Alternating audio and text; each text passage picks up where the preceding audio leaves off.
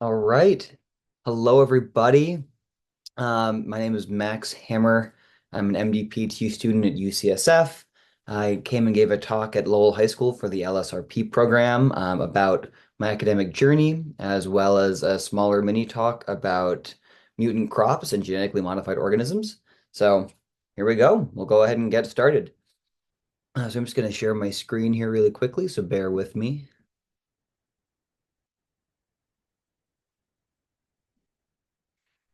All right. So hopefully everybody can see me up in the corner here, and then my slides are there.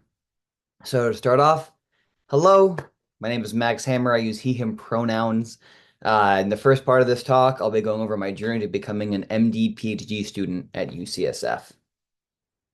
So I would like to start by just going over who I am and where I'm from. So I'm from Michigan. I grew up in Ann Arbor, Michigan. Um, and I grew up rock climbing. And actually was a competitive rock climber for many years. My whole family competes. This is a photo actually from the 2024 Olympics in Paris. My brother was competing there for speed climbing. And then after I grew up in Michigan and went to college there, I moved to Scotland for a little while, and generally just love the mountains and love the Highlands in Scotland. I then moved out here to California, where I've taken up surfing and love the ocean and love being out here on the coast. I also have a wife. Her name is Mina, and we like to go on adventures all around the country and around the world together. And I'm a member of the San Francisco Pride Band, where I play the trombone. And then I have an adorable puppy. Her name is Matilda. We love her very much. She's an absolute sweetie. And she's actually, if you can kind of see, she's sleeping right here on the couch right behind me, tucked into all those blankets. So my academic journey so far, I think I'll start at high school. Not much point in going much further back than that. But I went to Skyline High School in Ann Arbor, Michigan, and they had a program there called the Health and Medicine Magnet, kind of similar to the LSRP at Lowell High School. And through that program, I started working in a research lab at the University of Michigan during my summers, where I studied intestinal development. So these are some photos that I took back in high school of just some villi in your intestine, kind of the wiggly finger things inside of your intestine that help increase the surface area, help your intestine absorb food and nutrients and water. And through that program, I did a capstone project that you can see here, or where I did that summer research program and then got to present my findings to the rest of the school. So if you ever get a chance to do some research in high school, it's a really great way to get a sense for what science and research is like and know if it's something that you're interested in and want to go into. But after working in this lab where we were focused on studying how the gut develops, how your intestine develops in embryos, and then trying to replicate that in a dish, which I'll talk about later. I then went to college at the University of Michigan, where I studied, it's a bit of a mouthful, but molecular, cellular, and developmental biology, which pretty much focused on the processes that happen inside of cells and during development that allow us to go from that single cell that's first fertilized, that then grows during pregnancy into an entire human being. And I find that whole journey incredibly interesting and exciting. I'll tell you guys a little bit about it during this talk. And this is just a photo here of a small mouse embryo and some of these tools that we use to look at different genes and where they get turned on and how those genes control how the body develops and forms. So I had a really great time learning all about that in college. And just want to give a quick plug for how cool developmental biology is. So I think it's generally amazing that our DNA, our genome that is inside of our cells, is kind of like blueprints or instructions that is able to start from one single cell. And then those instructions tell it how to build an entire human being. Your entire body, all of that starts from just one single cell. And one of my favorite organs is the heart. And the heart, is kind of right here in the center of your chest, in the center of your body.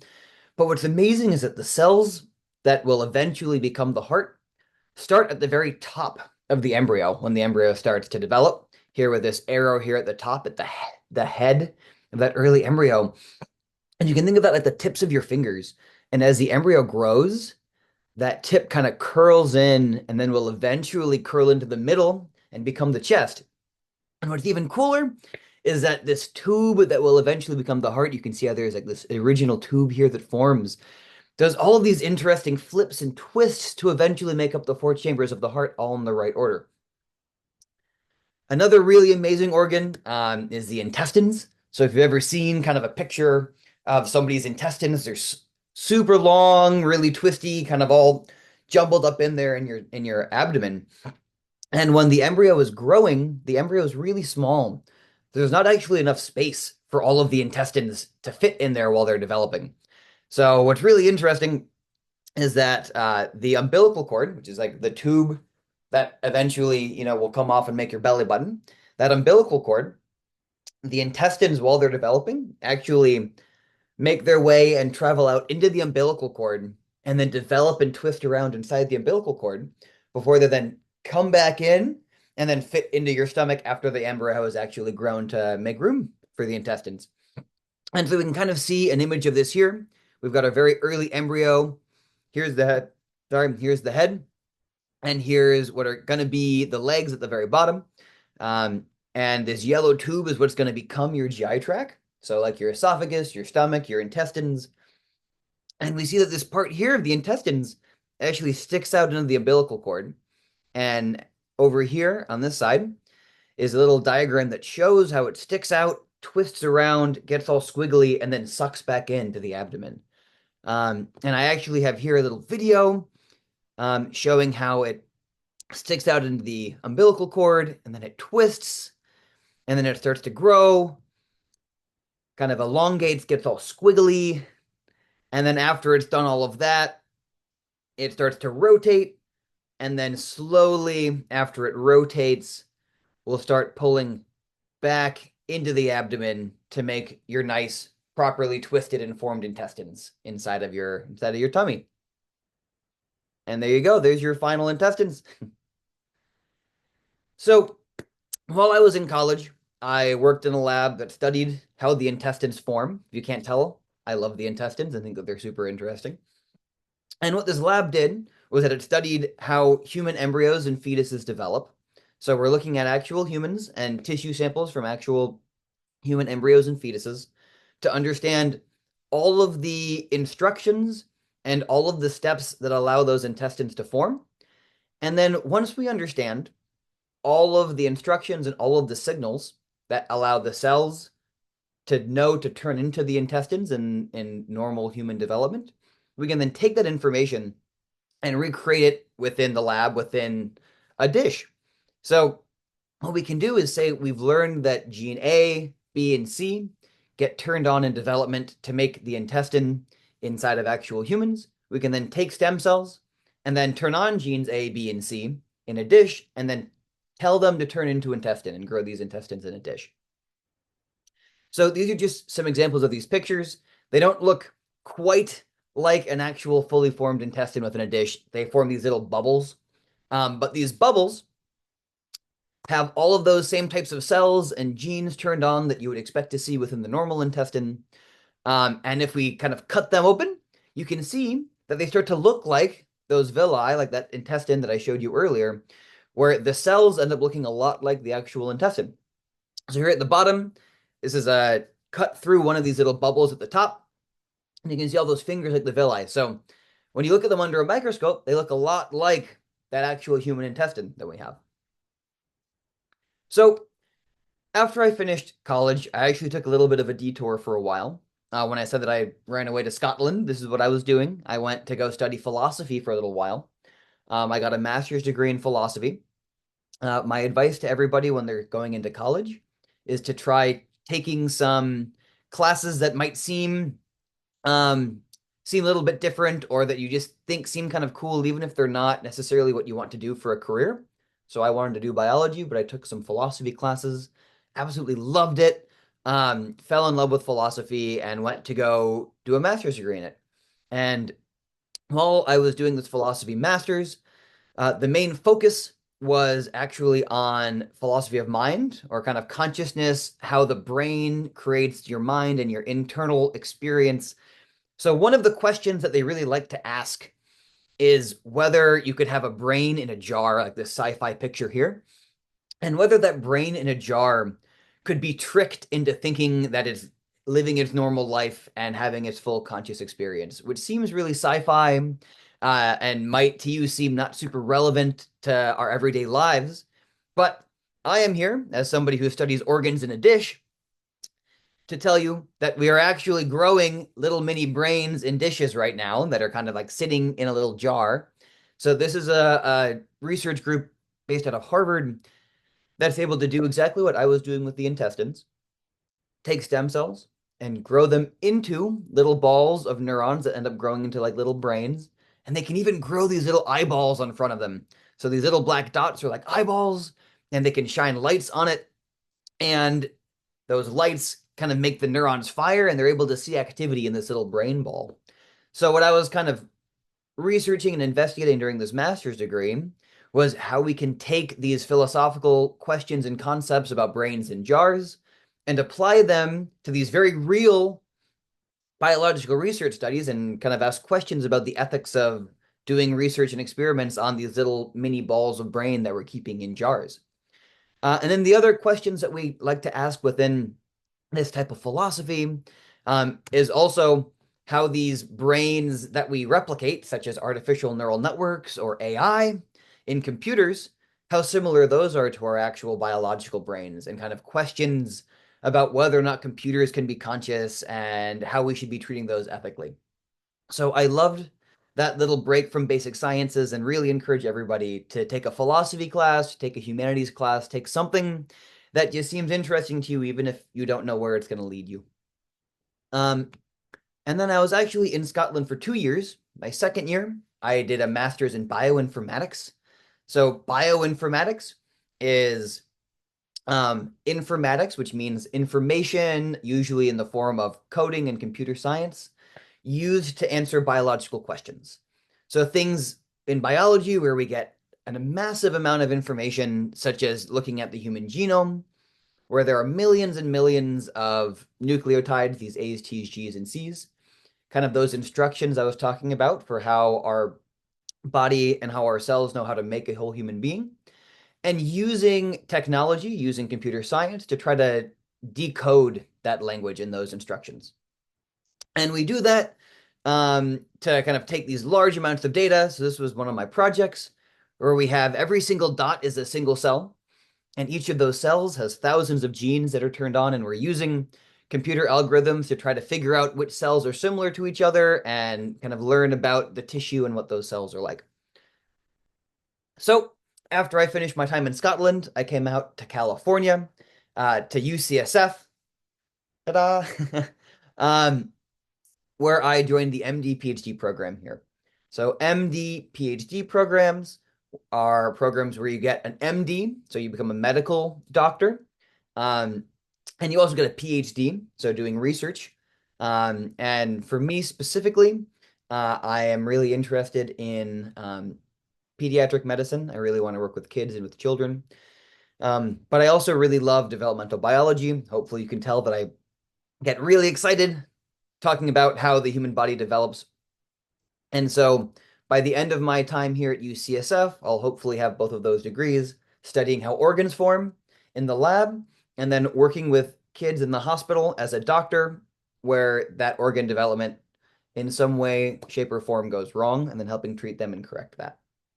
So these are just some photos of my MD PhD cohort here, all of my friends and classmates who are doing this long journey with me, and then the UCSF Benioff Children's Hospital, where I do a lot of my clinical work with kids. So I want to just talk very briefly about one of my most recent research projects to give you guys a taste for what I'm currently doing at UCSF in my research. Um, so this past summer, I worked in the lab of Michelle Arkin at UCSF, where they were studying this disease called Noonan syndrome. So Noonan syndrome is caused by mutation in your DNA. So kids are born with this. And DNA is those instructions that tells your body how to make the organ. So here, how to make a heart. Um, and because of that mutation, think of the instructions, there's an error in the instructions. And so when that developing embryo is building a heart, it makes some mistakes and it doesn't make it quite right. So one of the main problems that we see in this Noonan syndrome is at the middle of the heart. We have got a heart here. It's got four chambers. Blood kind of gets pumped through it from your body to your lungs and then back to your body. Um, but you can imagine that if the center of the heart is too big, then there's not enough room for the blood to get into those chambers. And that is a problem that we see in Noonan syndrome. Now, unfortunately, it can be really hard to study what goes wrong in people's hearts because they need them, and we can't just take out somebody's heart and study it. So that is where I came in to join this lab because I have a background in growing organs in a dish. I joined the lab with the goal of helping grow a heart in a dish so that we can then study that heart in a dish and figure out what is going wrong with this disease and how we can treat it. So the general approach for growing these organs in a dish, I told you about this before with intestines, is that we can take stem cells and we now know which genes or which instructions are important to make a heart, and we can turn all of those genes and instructions on in a dish in our research labs. So what is amazing and what we're able to do now, thanks to some scientific advancements in the past couple of decades, is we are able to take somebody's skin cells and then actually turn them back into stem cells that have all of the same DNA as that person that the skin cells came from, and then tell it the instructions to make a heart so that we make a heart in exactly the same way as that heart is made from the person who the skin came from. So for example, if let's say I wanted to study my own heart, I can't just take it out and study it because I need it to live. But what we can do is take my skin cells, which have all the same DNA as my heart and every other cell in my body, turn those skin cells that we took into stem cells, and then grow them into heart cells. So we have like a version of my heart sitting in a dish. And what's really valuable about this is that it allows us to study for each specific person what is going wrong inside of their heart and find drugs that work for that person. One of my students who I mentored over the summer actually described it as like taking cake and then turning it back into flour and then using that to make brownies. And that's pretty much exactly what we do. We take skin cells that are like the cake, turn them back into stem cells, which is like the flour, and then turn it into heart cells, which is like the brownie. And so I spent my summer working on growing these heart cells in a dish, and this is a video of those heart cells. So we're able to get them to grow in a dish, and then what's amazing is that the heart cells actually start beating like a heart. So these are some heart cells that I grew from some stem cells that we derived from a patient. And I think that the video gets a little bit choppy on the recording, but we'll try to attach a link of that video so that you guys can see a nice, cleaner, smoother one if possible. There we go. And what we can then do is take those heart cells and now study them under a microscope. So these are just some images of these heart cells under a microscope. And we can see what is going wrong that leads to those heart cells not growing properly. And then we're actually currently working on developing some drugs that can go in and fix those problems to then help fix those kids' hearts after they're born. And so with that, that's the little journey of where I am right now. This is my most recent research. Started in high school where I was in Ann Arbor, Michigan at the University of Michigan doing some research on how intestines develop. I then went to University of Michigan where I studied cell, molecular, and developmental biology, worked in a research lab studying how the intestine develops. I then went to the University of Edinburgh in Scotland, where I did a master's in philosophy of mind, where I studied brains in a jar and artificial intelligence. Then did a master's in bioinformatics, where I studied how we use computers and algorithms to decode large amounts of information about DNA and cell biology.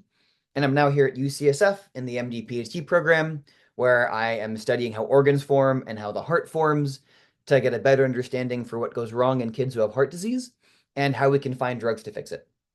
But I'm excited to see what all of you guys do in the coming years. You're all so smart and talented. I know you're going to do amazing things. This is a really exciting field. There's a lot of really cool questions that all of you guys are going to be answering throughout your careers. But so my next half of my talk is going to be about how we make mutant crops and genetically modified organisms and how we can use that to help make amazing new food and crops and medicines. So if you're interested, stick around for part two.